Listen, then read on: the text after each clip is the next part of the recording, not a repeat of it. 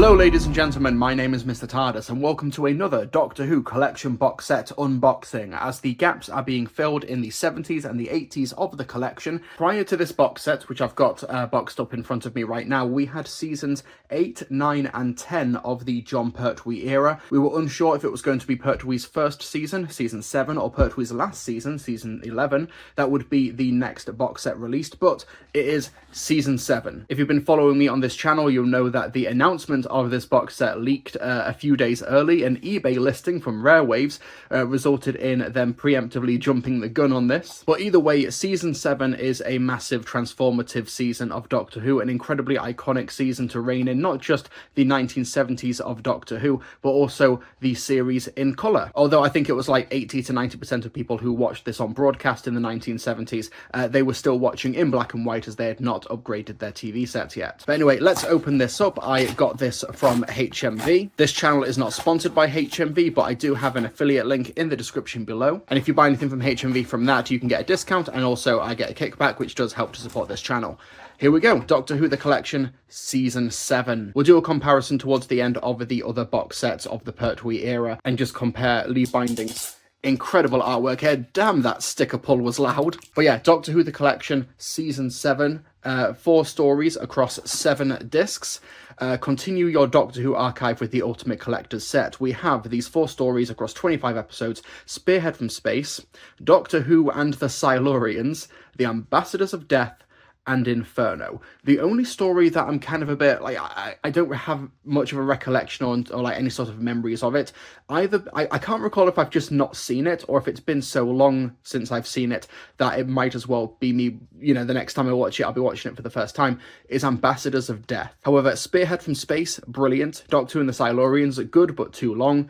Inferno is like peak Pertwee. In my opinion, it is the best story of the Third Doctor era. Well, who knows, when they finally release all of the stories in the Pertwee era on the season 11 set and I get to revisit them, maybe, you know, maybe I could be swayed. I've got a few blind spots in the Pertwee era in regards to stories that I've still not quite seen yet. But yeah, starring Jon Pertwee, Caroline John, and Nicholas Courtney. New documentaries: Terror of the Suburbs, Lucky 13, Looking for Matt. Isn't that a documentary on Malcolm Hulke? I'll figure it out when I go through the booklet. Splendid Chap, The Life and Times of Nicholas Courtney.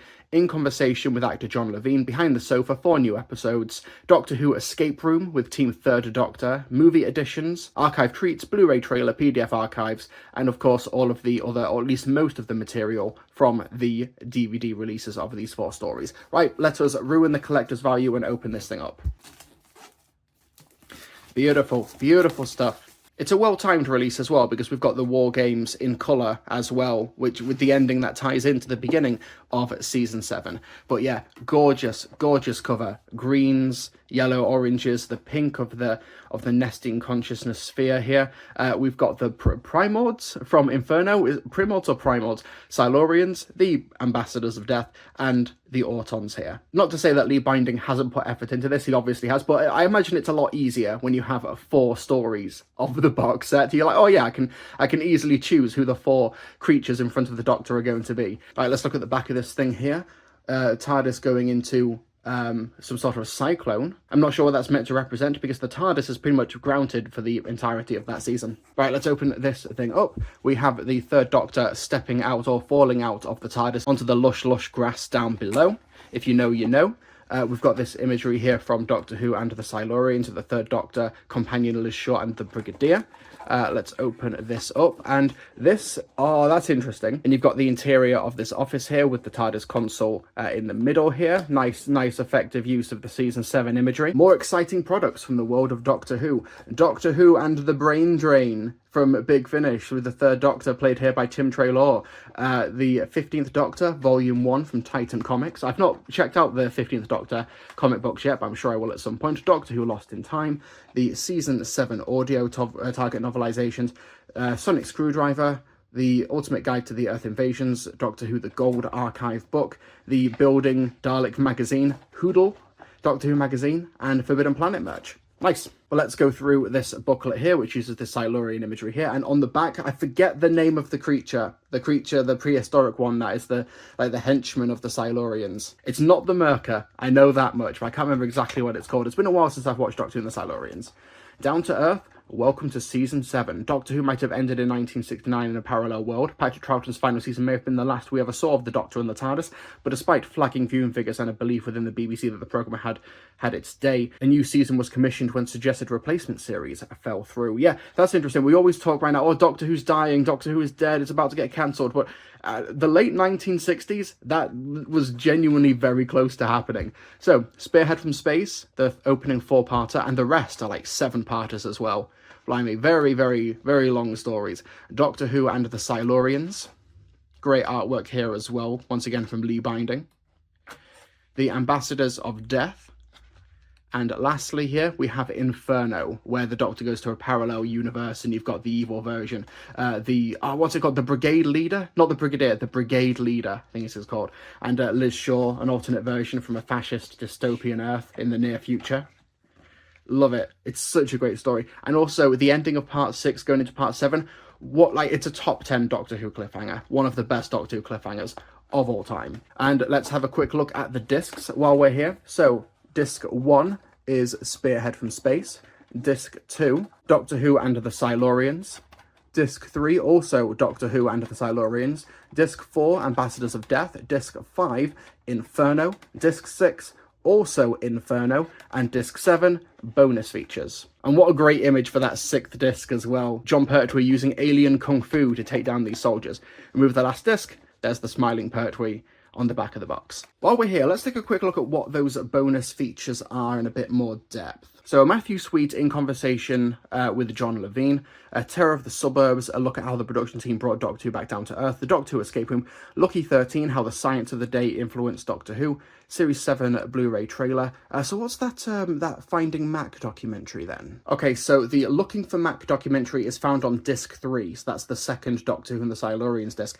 That's also where you'll find the Nicholas Courtney biography. Looking for Mac, a documentary exploring the life of writer Malcolm Hulke, a literal card-carrying communist who was on an MI5 watch list, as is my understanding, and they say that the writers of Doctor Who today are far too political. Oh god, we wish nowadays that they were as political as Malcolm Hulke or other writers from the time like David Whittaker. Bloody hell, you folks are not ready for classic Doctor Who if the modern era of Doctor Who is too politically charged for you. You will have a absolute heart attack. But yeah, that's Doctor Who, The Collection, Season 3. Another gorgeous, beautiful collection for the archives as well. Now, before we put this thing away onto the shelf proper, let's have a look at how the collection is looking in terms of Jon Pertwee era releases. So there's Season 7. And under the shelf here, we have Season 8. This is my copy, which has been signed by Katie Manning, whom I met at Hooverville last year. One of my favourite ever interactions when I met Katie Manning, and she signed my Season 8 and Season 10 collection box set. I'm across the table from her, and she looks at me, and I've got my beard, and she starts stroking my beard with both hands, and it's like, oh, what a hunk. And I've continued to never wash this beard again. And of course, we have Season 9 as well. So here are the collection box sets for the Pertwee era right now. The only one that we're currently missing is Season 11, the final season. It makes sense why they would leave that one till last, because I think Invasion of the Dinosaurs, there's a bit of drama surrounding that story in regards to its preservation and its colorization. I don't know the ins and outs of that, but that kind of makes sense to me from the outside at least. Just trying to think which is my favorite of these three. I'm not sure. I think Pertwee's face looks a bit strange in the Season 9 one, but I don't know. They just all look amazing. They just all look great. But isn't it absolutely amazing that with the exception of the last 4 or 5 stories from the Pertwee era, you can just blitz it now from the beginning up until the end of Season 10. That's something I absolutely adore about these collection box sets now. And Doctor Who fans, we are so incredibly lucky. There's so much TV and so much media from the 60s and 70s which has been lost and has not been as well preserved or documented and archived.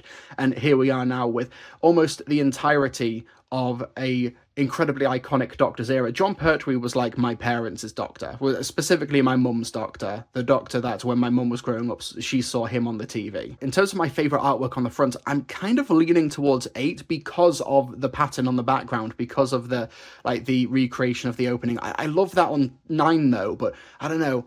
I'm glad that we have different colour schemes though. I do like the blue and the purple on Season 9. Season 10 by comparison, seems a bit more minimal in terms of its background, like artwork behind Pertwee here, but I do love the dynamic pose of series 7. I don't think there's a wrong answer here. I think Lee Binding's done exceptional work. So yeah, thank you so much for watching this unboxing of Doctor Who The Collection Season 7. At time of this filming, there has been no announcement on what the next collection box set is. There's not been a leak as far as I'm aware either. But yeah, thank you so much for watching. Hit the like button down below. Leave a comment as well on what your favourite artwork is of these 4 Pertwee era seasons for the collection box set. And if you've got a favourite story, let me know, and let me know why that is down below. Subscribe for more Doctor Who unboxings as well. The collection is filling up. My shelf, I'll pan down, my shelf is struggling to contain everything. So, you know, I'll show off the collection, I'll show off the display once I have taller shelves. I currently have no room below me. For example, the last box set, season 25, is just, it's out on the front of the shelf. I've nowhere to actually place it because I've just run out of room. Doctor Who fans, we're so spoiled. Definitionally first world problems. Thanks so much for watching, and I'll see you all next time.